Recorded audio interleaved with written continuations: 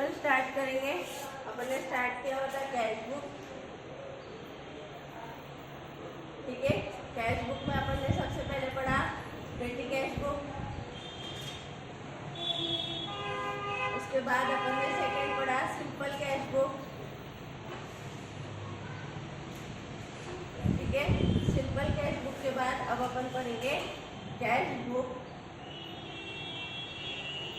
with cash and bank column, ठीक है। अब अपन क्या पढ़ेंगे cash book with cash and bank column. अब यहाँ पे क्या है, जैसे नाम में ही दिया है, क्या दिया है नाम में कि कैश और बैंक दोनों कॉलम रहेंगे। मतलब यहाँ पे जब अपन ने पढ़ा तो कौन सा एक कॉलम अपन ने ड्रॉ किया था, कैश कॉलम। अब यहाँ पे एक और एडिशनल बैलेंस आ जाएगा, जो आएगा कॉलम आ जाएगा वो होगा बैंक कॉलम, ठीक है। बैंक कॉलम जब निकाला जाता है तो ऐसी सिचुएशन में सभी बैंकिंग ट्रांजैक्शंस इस बैंक कॉलम में रिकॉर्ड किए जाते हैं। क्या किए जाते हैं, सारे बैंकिंग ट्रांजैक्शंस बैंक कॉलम में रिकॉर्ड किए जाते हैं। जैसे कि अब अपन ने फॉर्मेट देखा था, ठीक है। फॉर्मेट में डेट कॉलम देखा, रिसिप्ट कॉलम देखा, रिसिप्ट नंबर, एलएफ कॉलम। अब बनेंगे कैश कॉलम और बैंक। क्या क्या बनेगा, कैश का अलग कॉलम और बैंक का अलग कॉलम, ठीक है। उसके बाद इधर भी देखा डेट कॉलम, फिर पेमेंट, फिर वाउचर नंबर, फिर एलएफ, फिर कैश, और अब यहाँ पे आगे बनेगा बैंक। क्या होगा, कैश और क्या होगा, ठीक है। तो ये होगा cash book with cash book with cash and bank column, ठीक है। तो सेम है, कोई बड़ी बात नहीं है। अब जो भी बैंकिंग ट्रांजैक्शंस होंगे वो सारे ट्रांजैक्शंस भी यहाँ पे रिकॉर्ड किए जाएंगे। बैंक में अगर पैसे मिले तो रिसिप्ट में, और बैंक से अगर पैसे गए तो पेमेंट। जैसे अपन ने कैश बुक में रिकॉर्ड किया था कि कैश आई तो रिसिप्ट में, कैश गई तो पेमेंट में, आई तो रिसिप्ट में, गई तो पेमेंट में। तो उसी तरीके से यहाँ पे भी अपने को क्या करना पड़ेगा, पैसे बैंक में मिले, बैंक को मिले तो डेबिट में, रिसिप्ट में, और बैंक ने पे किए तो पेमेंट में। कल अपन ने बहुत सारे ट्रांजैक्शन देखे थे, जैसे कि कैश डिपॉजिटेड इनटू बैंक। तो ऐसे सिचुएशन में एंट्री क्या हुई थी, cash deposited into bank. Entry क्या हुई थी, bank account debit to cash account, bank account debit to cash account. तो अपन ने सिर्फ कौन सा इफेक्ट लिया था, कैश का, है ना। बैंक का इफेक्ट लिया था क्या, नहीं। लेकिन अब क्या हो जाएगा, cash book with cash and bank column. तो ऐसे सिचुएशन में कैश तो गई तो कैश के पेमेंट में दिखेगा, ठीक है। और बैंक को मिली तो बैंक के रिसिप्ट में रिकॉर्ड करना। यहाँ पे बच्चों को बहुत कंफ्यूजन होता है, होने का रीजन भी है। बच्चे क्या करते हैं, कैश आई तो भी यहाँ पे कॉलम में गलती कर देते, कैश आई होगी तो भी बैंक कॉलम में लिख देते, बैंक में पैसे आए होंगे तो कैश कॉलम में डाल देते, और उस वजह से फिर कैश कॉलम और बैंक कॉलम दोनों भी मैच नहीं होते। तो अब अपने को केयरफुली पढ़ना पड़ेगा कि अपने को पैसे बैंक में मिले हैं, पेमेंट बैंक से हुआ है, या कैश से हुई है, या कैश पेमेंट हुआ है, ठीक है। क्योंकि अगर कल अपन ने एक एग्जांपल में लिया था कमीशन रिसीव्ड बाय चेक, तो जब अपन सिंपल कैश बुक निकालते थे तो सिंपल कैश बुक में उसकी रिकॉर्डिंग नहीं आई थी। लेकिन अब cash received, commission received by cheque, उसकी एंट्री क्या आती थी, bank account debit to commission account. क्या आती थी, bank account debit to commission account, ठीक है। ऐसी सिचुएशन में कल सिंपल कैश बुक होने के कारण अपन ने इस एंट्री को रिकॉर्ड नहीं किया था, लेकिन अब cash book with cash and bank column होने की वजह से ये बैंक कॉलम, बैंक क्या है, रिसीवर, तो यहाँ पे आएगा टू कमीशन। और रिकॉर्ड करते हो तब कैश नहीं, बैंक कॉलम में अपने को लिखना पड़ेगा। ठीक है, कहाँ लिखना पड़ेगा? बैंक कॉलम में लिखना पड़ेगा। तो ये है तुम्हारा फॉर्मेट। सबसे पहले तो इस फॉर्मेट को लिखो, फिर मैं बताती कि कौन से बिजनेस ट्रांजेक्शन बैंक से रिलेटेड होंगे और वो कहाँ रिकॉर्ड होंगे, और कैश से रिलेटेड होंगे वो कहाँ रिकॉर्ड होंगे, और कितने टाइप के बैंकिंग ट्रांजेक्शंस होते हैं। ठीक है, तो इतना ड्रॉ करो, ये मत लिखना, बस इतना ड्रॉ करके receipt number LF cash bank date, voucher number LF cash bank debit bank credit.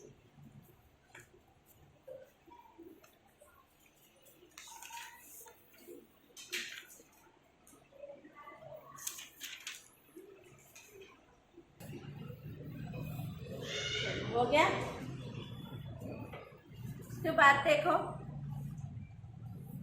अगर मैंने नोट्स तुम लोगों को भेजी है, नोट्स तो तुम लोग देखे होंगे ही, बट उस नोट्स में क्या क्या दिया है वो अपन देखते हैं। इसको तुम लोगों ने ऐसे लिखा होगा तो ठीक है, नहीं तो सिर्फ इतना नाम डाल सकते थे, cash book with cash and bank column और ये फॉर्मेट। ठीक है,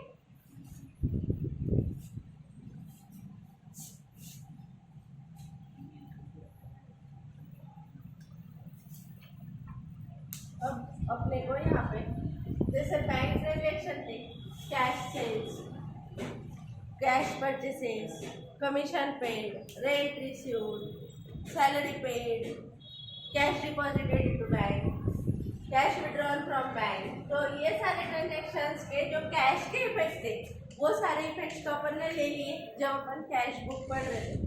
ठीक है, अब अपने को क्या ऐड कर देना है? कैश के साथ बैंक कॉलम। अब ऐसी सिचुएशन में कैश का अगर ओपनिंग दिया है, ओपनिंग बैलेंस ऑफ कैश, मतलब कैश इन हैंड दिया है, कैश इन हैंड दिया है, तो कहाँ रिकॉर्ड करते अपन? कैश बुक के डेबिट में। कहाँ रिकॉर्ड करते? कैश बुक के डेबिट में। क्या नाम से रिकॉर्ड करते? To balance brought down. देखो पीछे जाके देखना एग्जाम्पल्स में, कैश बुक के तो अपन ने डेबिट साइड में लिखा है, कैश बुक की डेबिट साइड में लिखा है टू बैलेंस ब्रॉट डाउन। ठीक है, अगर बैंक का बैलेंस है, ठीक है, ये कैश इन हैंड था, ओपनिंग बैलेंस ऑफ बैंक दिया है, अब तुमको गिवन होगा बैंक बैलेंस या फिर cash at bank, cash at क्या? बैंक। मतलब तुमको क्या दिया है? जो कैश बैंक में है। ठीक है, तो ये काय का बैलेंस है? बैंक का बैलेंस है। ये कहाँ से पता चलता है? इसको पासबुक से देखना पड़ता है। बैंक का पासबुक होता है ना, उस पासबुक से ही देखना पड़ता है कि अपने कितने पैसे बैंक में है।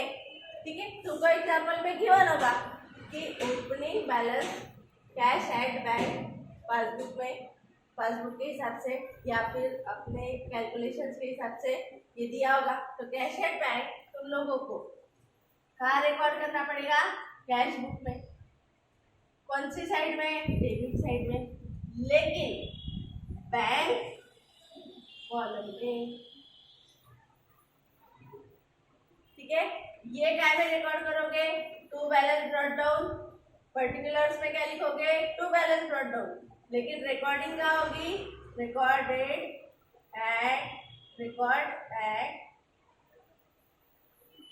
Cash column. ठीक है, मैडम आप क्या बोल रहे हैं? हमको तो कुछ पल्ले नहीं पड़े। देख, ये अपन ने फॉर्मेट लिखा, date column, receipt column, receipt number LF cash और बैंक। ठीक है, यहाँ पे लिखा डेट 1 तारीख के लिए। तुम लोगों को स्टार्टिंग में दिया एग्जाम्पल के स्टार्टिंग में 1 तारीख को कि कैश इन हैंड ₹50,000 है। कितना है कैश इन हैंड? 50,000। और कैश एट बैंक कितना है? 60,000। कितना है, कैश इन हैंड 50 और कैश एट बैंक 60। तो अब ये कौन सा बैलेंस है, बैलेंस इन हैंड है, मतलब पैसे अपने पास इतने हैं, बैंक में 60,000 है और कैश में 50,000 रुपए, तो वो डेबिट बैलेंस है। कौन सा बैलेंस है, इसको कौन सा बैलेंस बोला जाता है, डेबिट बैलेंस बोला जाता है। कौन सा बैलेंस बोला जाता है, डेबिट बैलेंस। ये भी कौन सा बैलेंस है, डेबिट बैलेंस। कैश का कभी भी क्रेडिट बैलेंस नहीं होता है, कैश का कभी भी क्रेडिट बैलेंस नहीं होता है, कैश कभी भी निगेटिव नहीं हो सकती। लेकिन बैंक का कभी कभी क्रेडिट बैलेंस भी होता है, जिसको अपन बोलेंगे बैंक लोन या तो बैंक ओवरड्राफ्ट। ठीक है, ये क्या होता है, ये अपन बात में पढ़ेंगे। ठीक है, तो कभी कभी बैंक का क्या हो सकता है, क्रेडिट बैलेंस भी हो सकता है, लेकिन कैश का कभी भी क्रेडिट बैलेंस नहीं होता है। ठीक है, तो अगर तुमको दिया है cash in hand and cash at bank, इसका मतलब है कि वो डेबिट बैलेंस की बात कर रहे हो, और इस वजह से अपने को क्या करना है, रिसीप्ट साइड में टू बैलेंस ब्रॉट डाउन लिखना है। कैश का ओपनिंग बैलेंस कितना था, कैश कॉलम में लिखेंगे 50,000 और बैंक कॉलम में लिखेंगे 60,000। ये मैं यहाँ से बोलना चाहूँ कि अगर कैश का ओपनिंग कैश इन हैंड दिया है 50,000, तो वो डेबिट साइड में, कैश बुक की डेबिट साइड में to balance brought down cash column में रिकॉर्ड होगा। ठीक है, और बैंक है तो cash at bank to balance brought down के साथ बैंक कॉलम में रिकॉर्ड किया जाएगा। पक्का, तो इस तरीके से इसकी रिकॉर्डिंग होगी। कौन से साइड में, रिसिप्ट साइड में। पेमेंट साइड में कुछ जाएगा क्या, नहीं। ठीक है,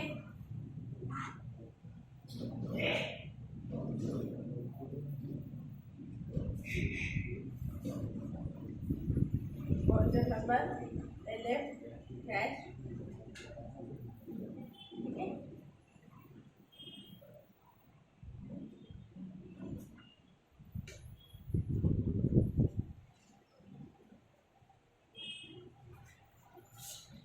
लिखो।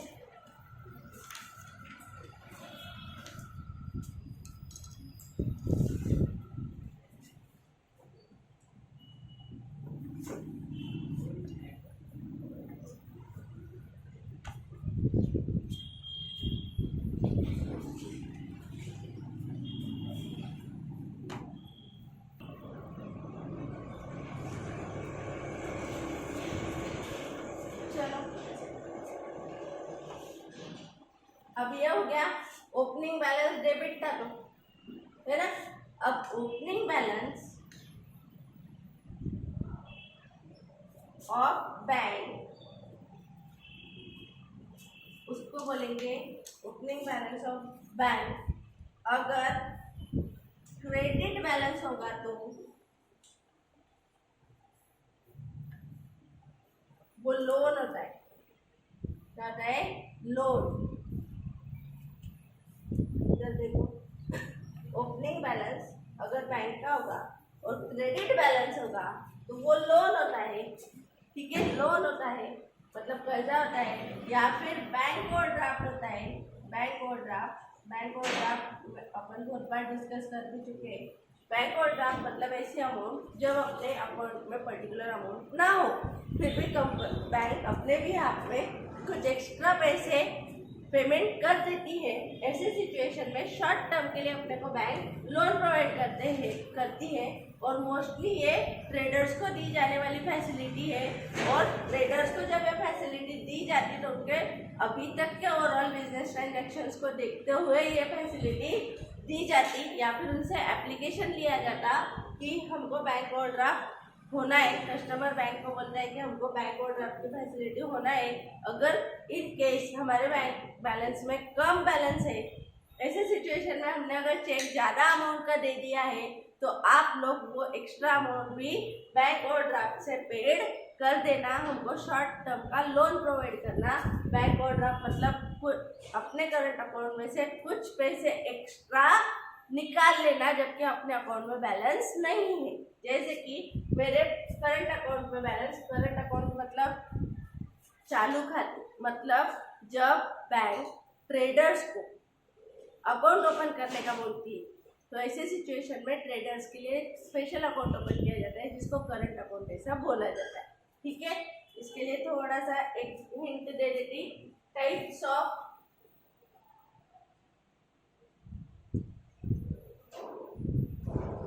बैंक। ठीक है, इसमें सबसे पहले नंबर पे तुमने सुन के रखा होगा सेविंग अकाउंट। क्या सुन के रखा होगा? Saving account. सेकेंड तुमने सुना होगा करंट अकाउंट, करंट अकाउंट। ठीक है, तीसरा रिकरिंग डिपॉजिट अकाउंट,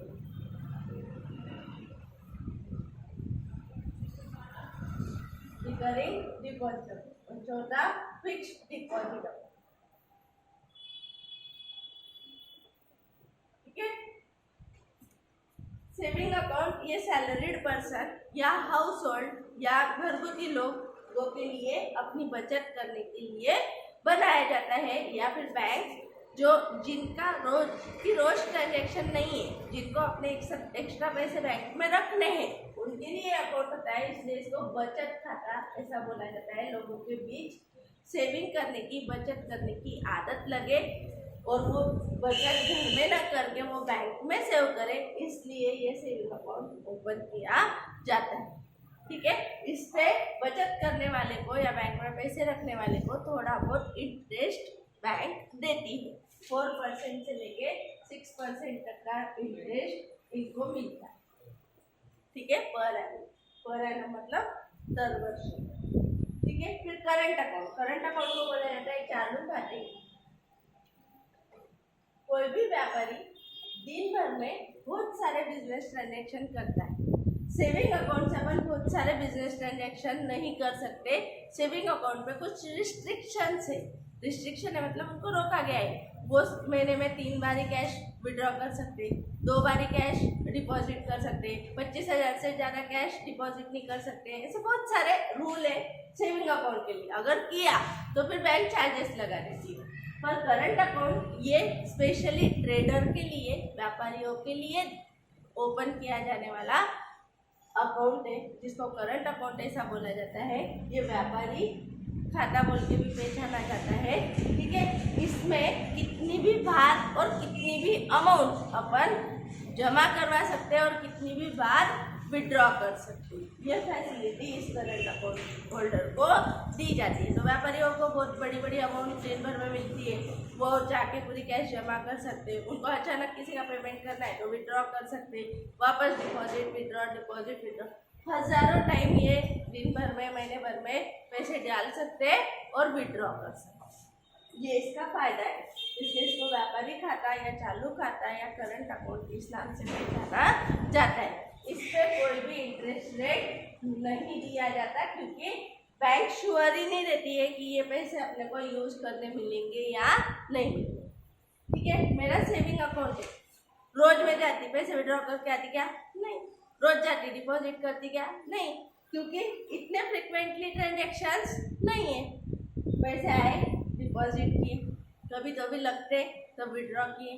ठीक है, तो उस वजह से बैंक को पता है कि इनके नॉर्मली ज़्यादा ट्रांजेक्शन्स नहीं होते, तो बैंक का तो जितना एवरेजली मेरा बैलेंस था उसमें 4%, 6%, 4 से 6% के बीच इंटरेस्ट रेट दे देती है ना। हर 3-3 महीने बाद बैच सेविंग अकाउंट पे दिया जाता है। पर करंट अकाउंट पे ऐसा कुछ नहीं होता। व्यापारी एक दिन में बहुत बार पैसे निकाल सकता, डाल सकता, महीने भर में बहुत बार पैसे निकाल सकता, डाल सकता, इसलिए इस पे इंटरेस्ट दिया नहीं जाता। उसके बाद रिकरिंग डिपॉजिट। रिकरिंग डिपॉजिट मतलब ऐसी डिपॉजिट जो पिग्मी एजेंट जमा करते हैं। देखो, तुम लोगों को पता होगा कि अपने घर पे अभी इससे पहले, मतलब तुम बहुत छोटे होंगे या किसी के पेरेंट्स अभी भी करते होंगे, एक पिग्मी एजेंट आता है, वो रोज 100 रुपये लेके जाता है। क्या करता है? रोज 100 रुपये लेके जाता है। तो अपन बोलते पापा को ये क्या कर रहा है, तो अपन बोलते कि पापा बोलते अपने को कि ये रोज 100 रुपये अपन साइड में निकाल के रख रहे।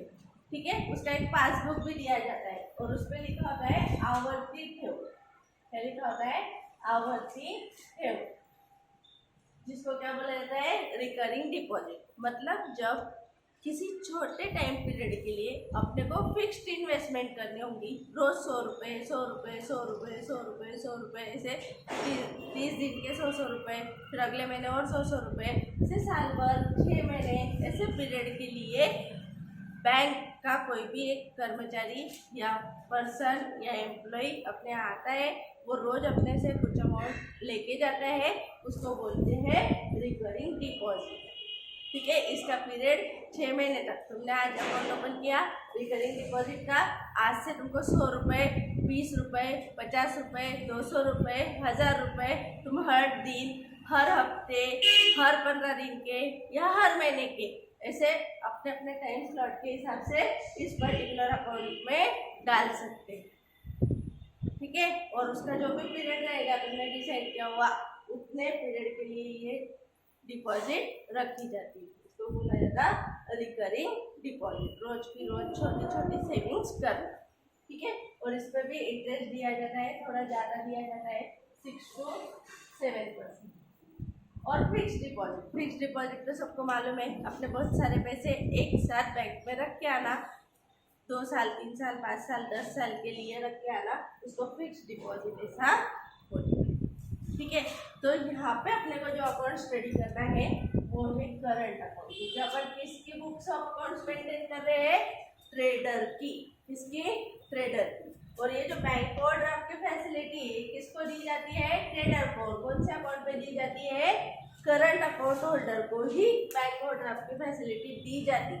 मेरे लिए बैंक ओवरड्राफ्ट की फैसिलिटी नहीं देगी क्योंकि मेरा सेविंग अकाउंट है। ठीक है, तो व्यापारियों का देना देने के लिए कभी कभी बैंक ओवरड्राफ्ट फैसिलिटी प्रोवाइड करती है। तो इस वजह से बैंक का क्या हो जाता है? Negative balance. मतलब बैंक के करंट अकाउंट में थे स्टार्टिंग में 50,000, लेकिन व्यापारी ने एक चेक दे दिया 60,000 का। कितने का दे दिया?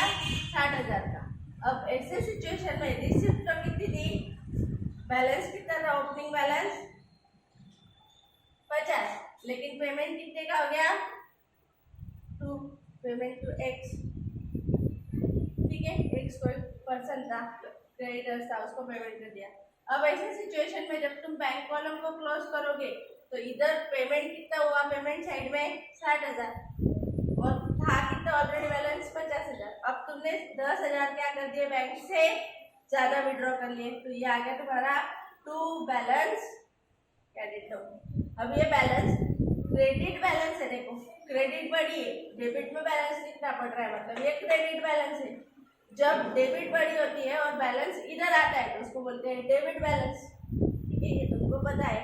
और नहीं समझ में आ रहा कि इतना डिटेल नहीं भी समझा तो मेरे को इतना ही बताना है कि जब अपन ने डेबिट बैलेंस लिखा, डेबिट का ओपनिंग बैलेंस लिखा, तो कहाँ लिखा?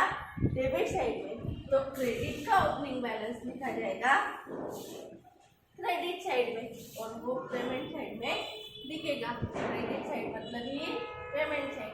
Date, payment, receipt number, LF, cash, bank और बाय बैलेंस, ब्रॉट डाउन और बैंक कॉलम। कैश में क्यों नहीं लिखा? कैश में 99.99999% क्रेडिट बैलेंस नहीं होता। तो अगर यहाँ पे दिया है ओपनिंग क्रेडिट बैलेंस ₹40,000, तो अपन क्या करेंगे? इधर लिख देंगे 40,000 बाय बैलेंस ब्रॉट डाउन। कौन से साइड में? Payment side. Bye balance brought down कौन से साइड में लिख देंगे? पेमेंट। रिसिप्ट में लिखना नहीं, वो निगेटिव बैलेंस है। इतने पैसे अपने को बैंक को देना ही, ये उसका मीनिंग होता है।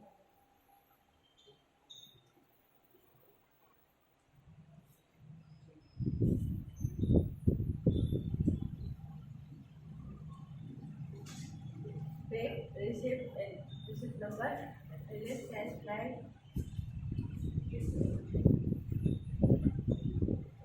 ठीक है, तो ओपनिंग बैलेंस अगर डेबिट बैलेंस है तो डेबिट में, क्रेडिट बैलेंस है तो क्रेडिट में। ठीक है, और क्रेडिट बैलेंस मोस्टली क्या रहेगा? बैंक का ही रहेगा। समझ में आया? इसको लिखो, इसके ऊपर लिख सकते हो।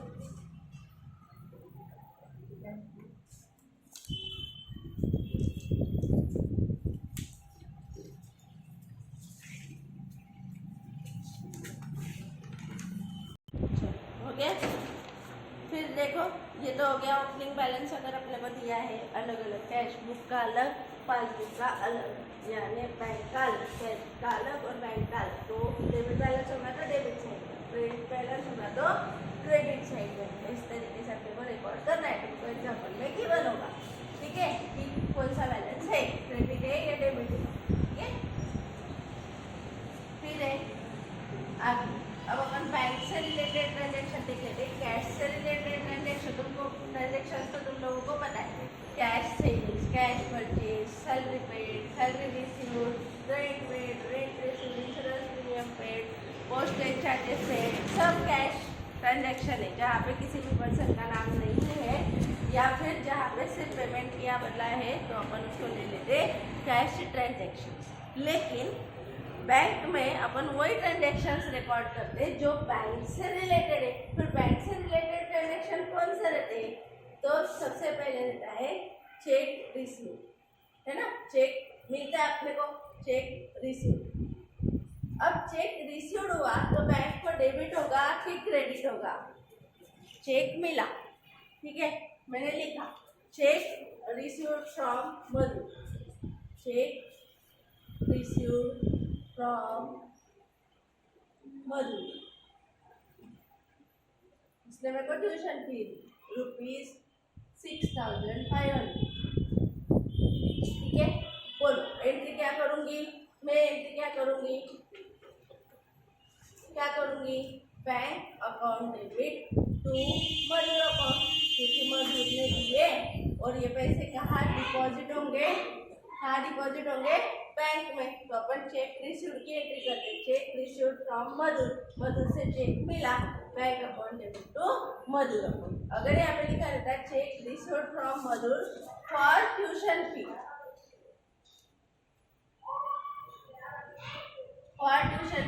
तो ऐसे सिचुएशन में एंट्री क्या होगी? Bank account debit to tuition fees account.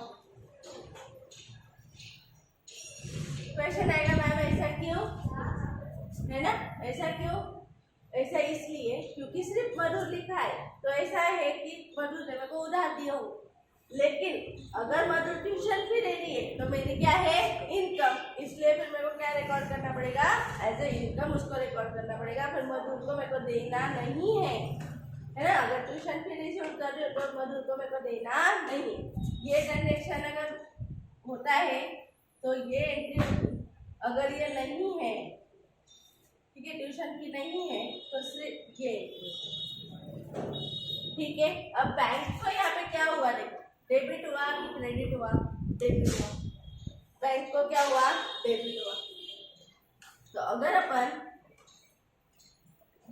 वापस कैश बुक निकाले, उसमें वापस बैंक कॉलम निकाले, ये देखो वापस ये याद हो जाएगा तुम लोगों को, date column, receipt column, receipt number column, agent column, cash column और बैंक। तो अब यहाँ पे बैंक को डेबिट हुआ है तो मैं लिखूंगी टू मधुर, सिर्फ मधुर से लिए तो, ठीक है, रुपीज सपोज 6,500। अगर ट्यूशन फी मिली तो मैं क्या करूँ? देखो यहाँ पे कैश में नहीं आना, बैंक में, क्योंकि चेक मिला है मधुर से, ठीक है। यहाँ पे टू ट्यूशन फी, अगर ट्यूशन फीस दी होगी तो ट्यूशन फीस कितना? 6,500। कोई भी एक ही आएगा, ये आएगा नहीं तो ये आएगा। अगर सिर्फ बता दूँ अगर ये एंट्री की है तो यहाँ पे टू मधुर पर्टिकुलर आएगा, क्योंकि मधुर से मैंने उधार लिए 6,500। अगर मधुर ने ट्यूशन फी दी तो मेरी ट्यूशन फीस की इनकम है, इसलिए मैं एंट्री करूँगी बैंक टू ट्यूशन फी।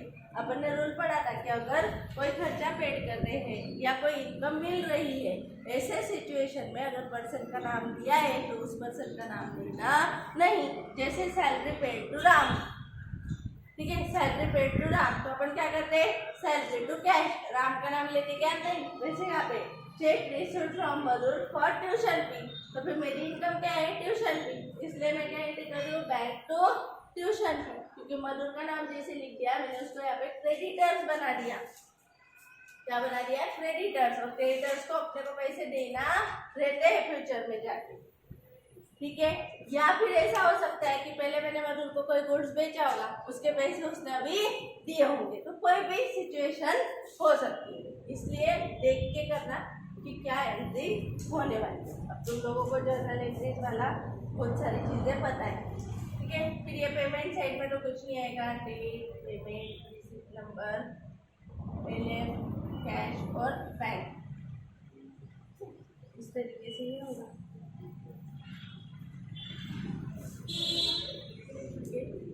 उसके बाद अब ये तो हुआ चेक रिसीव्ड, पर चेक के दो टाइप होते हैं। कौन से टाइप होते हैं? चेक के कितने टाइप होते हैं? दो।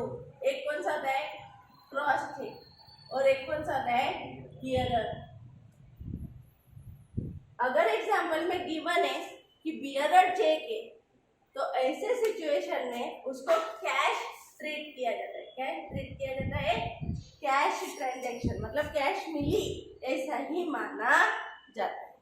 और अगर क्रॉस चेक मिला है तो माना जाता है कि बैंक में पैसे डिपॉजिट होंगे, क्योंकि क्रॉस चेक का मतलब क्या है? क्रॉस चेक मतलब एक चेक होता है जिसके ऊपर ऐसी दो लाइन मार दी जाती है और लिख दिया जाता है अकाउंट पे, ठीक है, इसको बोला जाता है क्रॉस चेक, ठीक है। चेक इधर डेट होती है, इधर साइन होती है कस्टमर की, इधर बैंक का अकाउंट नंबर, इससे सब कुछ होता है, और पे टू डैश है ना, इन वर्ड्स जैसे रुपीज साइन होती है, ठीक है। ये रह गया, ये क्या अपना चेक, ठीक है। तो इसमें दो लाइन लगी है अकाउंट पे ही, तो इसके पैसे कहाँ जाएंगे? जिसका नाम लिखा है उसके अकाउंट में डिपॉजिट होंगे। लेकिन बेयरर चेक पे ये दो लाइन नहीं होती है। जो पर्सन का नाम उसमें लिखा है वो पर्सन या कोई और पर्सन क्या कर सकता है? वो पर्सन या कोई और पर्सन क्या कर सकता है? उसके पैसे ले लेता है। बेयरर चेक ये साइन नहीं है, ठीक है। और क्रॉस चेक में क्या कर दिया जाता है? ये क्रॉस कर दिया जाता है। इसका मीनिंग है कि इसके पैसे जिसका नाम लिखा है उसके अकाउंट में डिपॉजिट होंगे, और बियरर है ये क्रॉसिंग नहीं है, तो जिसका नाम लिखा है या जो पर्सन इसको लेके जाएगा उसको इसके पैसे दे दिए जाते हैं। इसलिए बियरर चेक को क्या माना जाता है? कैश चेक, मतलब कैश रिसीव। और क्रॉस चेक को क्या माना जाता है? क्रॉस चेक की हर एंट्री कहाँ होती है? बैंक में, ठीक है। अगर बियरर चेक मिला है तो कैश मिली ऐसा मानना, और क्रॉस चेक मिला है तो बैंक में ट्रांजैक्शन रिकॉर्ड, ठीक है। मैम अगर हमको दिया नहीं है कौन सा चेक है, अगर हमको दिया नहीं है कि कौन सा चेक है, तो ऐसे सिचुएशन में जो अपनी नॉर्मल एंट्रीज अपन करते हैं उस तरीके से अपन एंट्रीज करेंगे, ठीक है। Cheque received from Madhur bank to Madhur, ठीक है, पक्का। तो इस तरीके से था चेक रिसीव्ड। अगर क्रॉस चेक रिसीव्ड है तो एंट्री होगी बैंक टू देने वाला पर्सन, है ना। अगर पर्सन ने दिया है तो bank account debit to debtors या creditors, bank account debit to debtors या क्रेडिटर्स या इनकम, क्योंकि मेरे को कोई इनकम मिल, अगर मेरे को कोई इनकम मिल रही है चेक से तो भी मैं एंट्री क्या करूँगी? Bank account debit to income, income मतलब सपोज रेंट मिला तो बैंक टू रेंट, ठीक है। अगर मधुर यहाँ पे मेरे को कस्टमर है तो मैं एंट्री करूँगी बैंक टू मधुर, ठीक है। और अगर वो मेरा क्रेडिटर है मतलब मेरे को उधार दे रही है तो फिर एंट्री करूँगी बैंक टू मधुर, ठीक है। तो इस तरीके से उसकी एंट्रीज होती है। अपने नोट्स में ये सारी चीज़ें दी हुई है। समझ में आया क्या बोला मैंने? चेक रिसीव में चेक मिलना, ठीक है। चेक मिलने के दो टाइप, क्रॉस चेक और बियरर। क्रॉस चेक की एंट्री बैंक में होती है तो बियरर चेक ये कैश मान लिया जाता है। क्रॉस चेक की एंट्री बैंक में होती है तो बियरर चेक मिलता है तो उसको कैश ट्रीट करते। पक्का समझ में आया? तो फिर जनरल एंट्री क्या होगी, bank account debit to debtors to creditors to income, या फिर गुड्स सोल्ड बाय चेक, तो फिर bank account debit to sales account. ठीक है, तो ये एंट्री क्रॉस चेक केस में की जाएगी। बियरर चेक अगर मिला है तो एंट्री की जाती cash account debit to debtors to creditors to income to sales. ठीक है, फिर इसकी रिकॉर्डिंग कहाँ होगी, कैश में ही होगी, कैश बुक में होगी, कैश कॉलम में होगी, और इसकी रिकॉर्डिंग कहाँ होगी, बैंक कॉलम में। ये क्या होगी, कैश कॉलम में।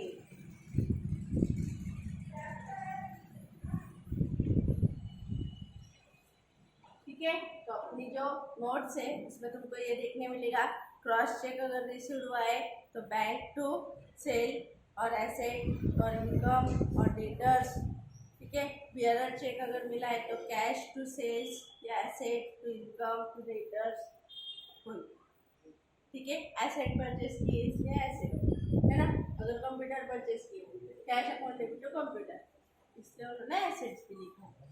ठीक है, उसके बाद अगर चेक मिला और वो सेम डे अपन ने बैंक में डिपॉजिट किया, चेक मिला, कौन सा चेक मिला, बियरर चेक मिला और वो सेम डे अपन ने बैंक में डिपॉजिट किया, तो ऐसे सिचुएशन में क्या एंट्री होगी, ठीक है, वो अपन देखेंगे। अभी अपने को क्या करना है, अभी तुम लोग एक काम करो,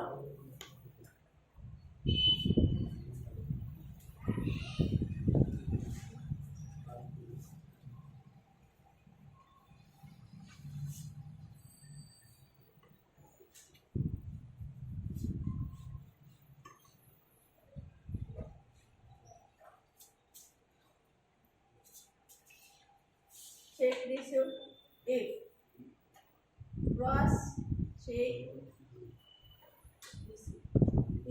क्रॉस चेक रिसीव, एंट्री क्या करेंगे, बैंक अकाउंट डेबिट तो किससे मिला, डेटर से मिला मतलब कस्टमर से मिला, क्रेडिटर से मिला मतलब सप्लायर से मिला, ये कस्टमर का नाम, ये सप्लायर, क्रेडिटर्स मतलब सप्लायर, सप्लायर मतलब जो माल देते हैं वो, ठीक है, या फिर लोन देते हैं वो, लोन प्रोवाइड करते हैं वो। ठीक है, उसके बाद इनकम, इनकम के अलग अलग तरीके के रेंट, कमीशन, सैलरी, या फिर कोई एसेट परचेस सोल्ड किए, एसेट सोल्ड किए तो अपने को पैसे मिले चेक से। ठीक है, तो क्रॉस चेक मिला तो entry bank to debtors to creditors to income to asset to sales. अगर बियरर चेक मिला, बियरर चेक तो इसको कैश मान लिया जाता है, बियरर चेक रिसीव तो इसको कैश मान लिया जाता है, एंट्री होगी cash account debit to debtors to creditors to income to asset to sales. ठीक है, अब अगर क्रॉस चेक मैं बैंक में डिपॉजिट करूँ same day, cross cheque deposited into bank,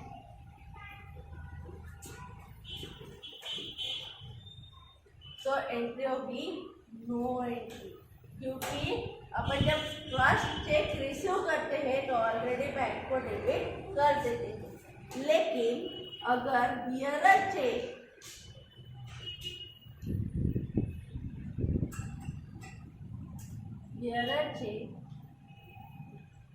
deposited किया जाएगा तो ऐसे सिचुएशन में bearer cheque deposited into bank, ऐसे सिचुएशन में एंट्री होगी bank account debit to cash, bank account debit to cash. क्यों, क्योंकि जब चेक मिला था तो अपन ने काय में एंट्री की थी पैसे, लेकिन इसके पैसे अब अपन कहाँ डिपॉजिट करके आ जा रहे हैं, बैंक में। तो अपने को बैंक का बैलेंस क्या करना पड़ता है, बढ़ाना पड़ता है। ठीक है, तो आज के लिए इतना ही, रुकते, यही बहुत जड़ है, इसको ये एक दो बात हम लोगों को और पढ़ना पड़ेगा। ठीक है, क्योंकि अच्छा टॉपिक है, इजी तो बिल्कुल भी नहीं है, और ये टॉपिक जितना अच्छा समझ में आएगा आगे जाके बैंक रिकन्सिलिएशन स्टेटमेंट नहीं अच्छे से समझ में आएगा। बट मतलब इसके डायरेक्टली एग्जाम्पल स्टार्ट करूँ तो ज़्यादा इजी ये टॉपिक है, बट मैं चाहती हूँ कि इंट्रेस्ट भी तुम लोगों को साथ के साथ आए, इसलिए मैं इंट्रेस्ट पे ज़्यादा से ज़्यादा फोकस करने की कोशिश करती हूँ। ठीक है, तो देखते अपन कल इसके आगे का पढ़ेंगे। ये भी अगर